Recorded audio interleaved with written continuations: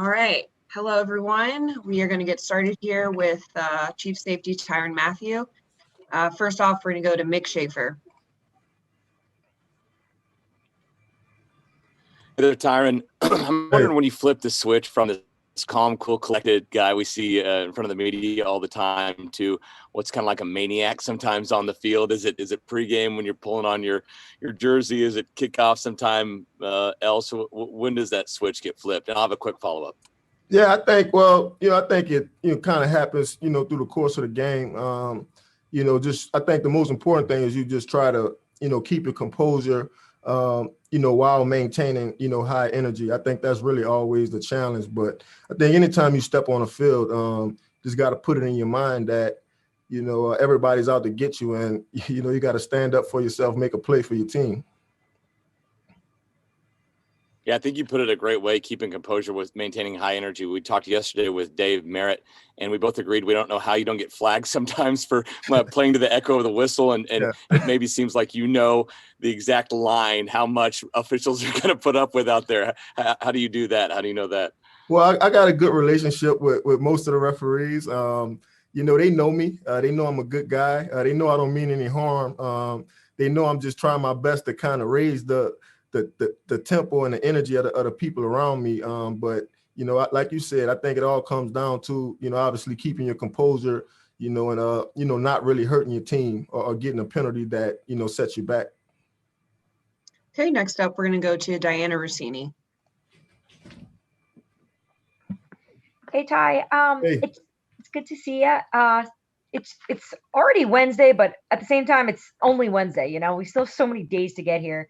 Can you describe what it's been like for you guys, just sort of the last week or so leading up to it? Has there been a shift in energy yet? Kind of explain where you guys are at it as a team now. Yeah, I think, a lot of the information is in, all the game plan is in. So right now we're, just trying our best to, keep that engine rolling, trying our best not to peak too soon. Like you mentioned, we're still a couple days away from the big game. You don't want to, have too much energy before the game. You want to kind of build up to it. But, I think we're in the right mindset right now. We're ready to go. I think we understand, the kind of team we're playing and the kind of challenge, we got in front of us. Okay, next up, we're going to go to Nate Taylor. Hey, Tyrann, good to see you, man. Yep. Just wanted to ask you, as a guy who played in the Super Bowl last year, obviously helped the team get to the championship, how satisfying and gratifying is it to make sure that guys that missed the game last year, like Alex Okafor, Juan Thornhill, are able to play in this game, considering it was much about your guys' run it back campaign? Yeah, I think, everything we do is about the team, man. How can we, lift the people around us? How can we be better as individuals, and, how we can make, life better for our teammates around us. And, obviously everybody have dreams of playing in this game. These games aren't always promised. But I think we're grateful. We're fortunate to be able to be back in this position. And we do have some motivation knowing that, it's a lot of young guys on our team. It's a lot of new faces on our team. A lot of guys who were injured last year who didn't play in this game. And so, it means a lot to those guys. This is their first one. Juan Thornhill, I mean, he's just so excited because this is his first game, and this is his first time playing the Super Bowl. So, it means a lot to not only them, but it means a lot to us as well to kind of make sure that those guys are able to kind of win this game and, have that same feeling that we had last year. Next up, we're going to go to Therese Paylor. Hey, Tyrann, how's it going, man? Doing good. Blessed. Hey, I think I got a question you might like, man. Hey, you and Leonard Fournette went to the same high school. Yeah. And, I was wondering if you guys have visited, before this game about squaring off and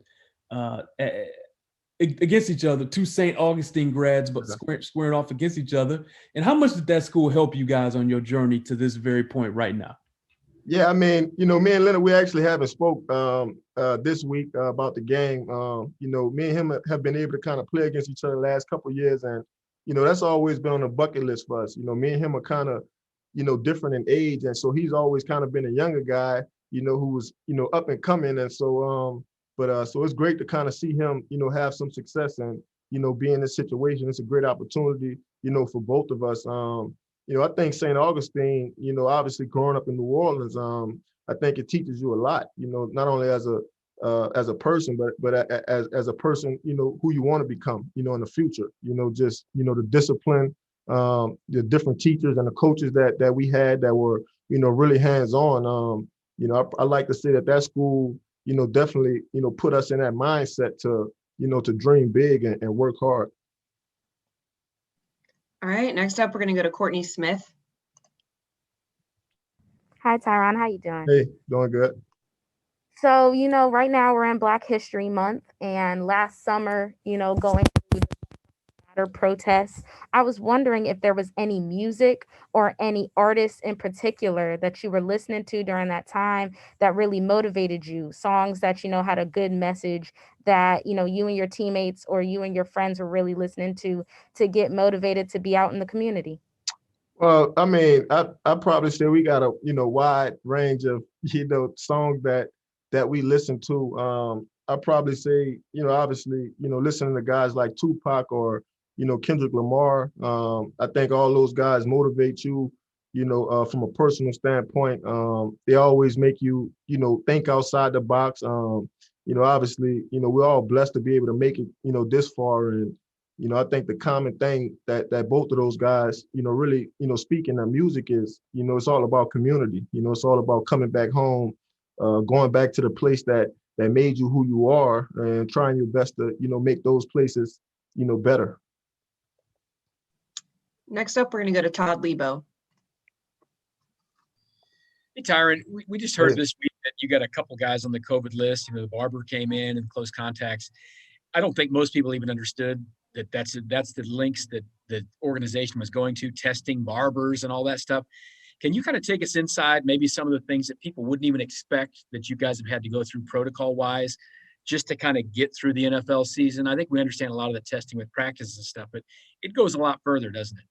Yeah, I mean, I'd probably say just this whole year, outside of the testing and it's more so about us, being responsible, when we're on our own. So, just being conscious of the people that, we're in contact with, especially being mindful of the places we go, and the amounts of people that are in those places. I probably say that's been the, biggest, challenge, especially for a lot of young guys in the league is, not having that kind of social, community to kind of go to. But I think it's really helped us out a lot, man. It's helped us, obviously get to this point, just being able to focus on ball. But, it's a blessing for us to even, be in this situation, playing in the Super Bowl and make it this far.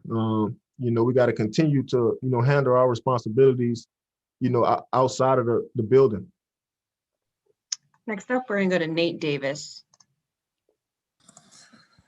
Hey, Ty, I wanted to ask about Steve Spagnuolo. You and he were big differences from the 2018 team to the 2019 team. But, just what does he bring to the table in terms of, you guys beat the Bucs once. He's got the reputation for beating Brady in the Super Bowl in the past.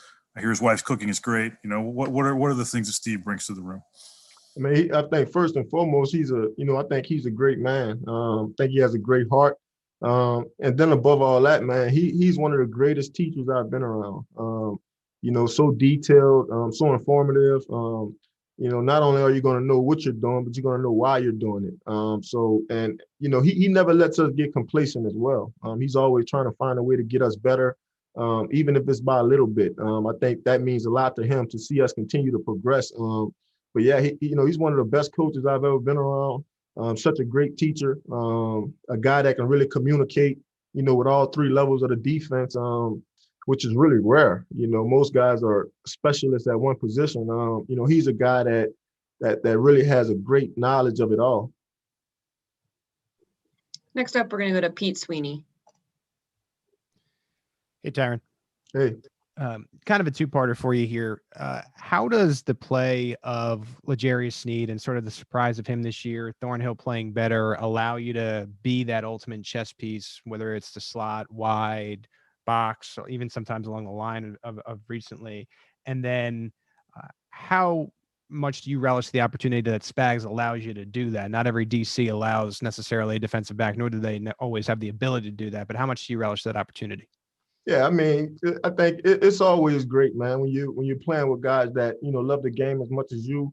You're playing with guys that study as much as you, and these guys have great ability as well. You mentioned Snead and Juan, and just they're continuing to grow, in this league. And for me, I just try to be.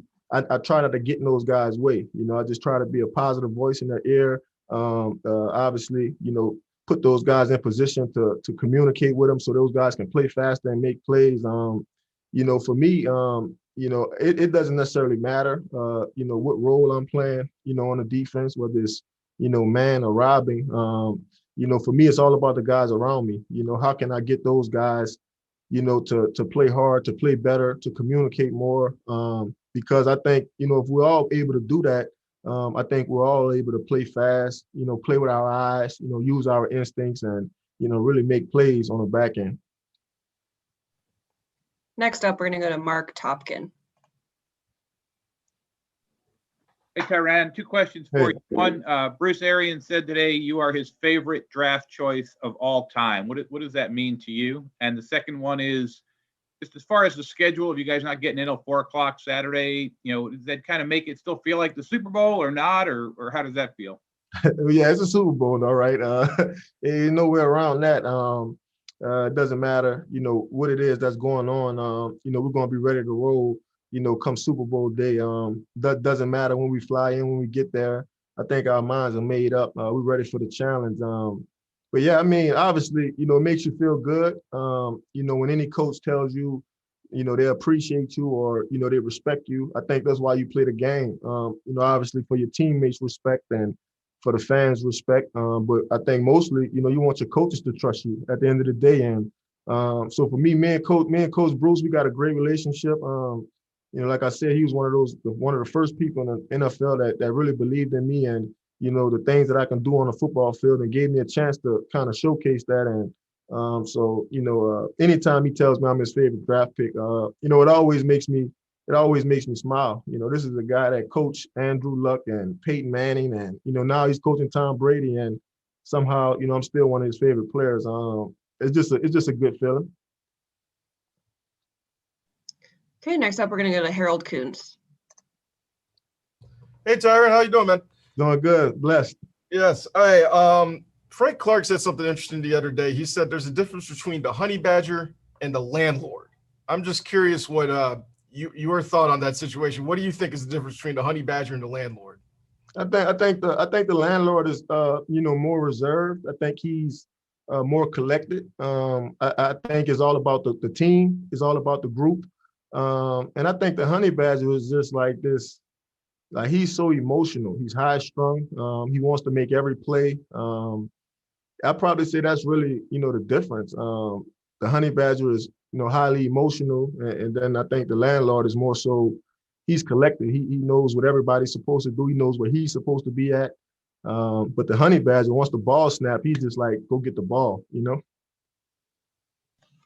Okay, for our final question, we're going to go to Matt McMullen. Hey, Tyrann, you touched on that a bit earlier, but with it being Black History Month, just what's this month mean to you? It means a lot, man. As a young Black man, with a great platform, I feel it's a great responsibility of mine to, continue to lead, not just my colored people, but all colored people, in the right way, in a positive way, such a great moment in history, for us to really come together, as a people. And so I think that's mostly, what you look forward to, continuing to, spread the message, of kindness and togetherness. But when I think of Black History Month, I think about all the sacrifices and, all the obstacles, all the adversity that mostly, colored people, had to face, and all the barriers we had to cross. And so you're always grateful. You're always thankful for the people that made, this possible for me, sitting in front of the camera, having such a great platform. You always think back to the people that made this all, possible for you. All right. Thanks, Tyrann. That's all Tyrann's time today. Thanks, Thank everybody. you.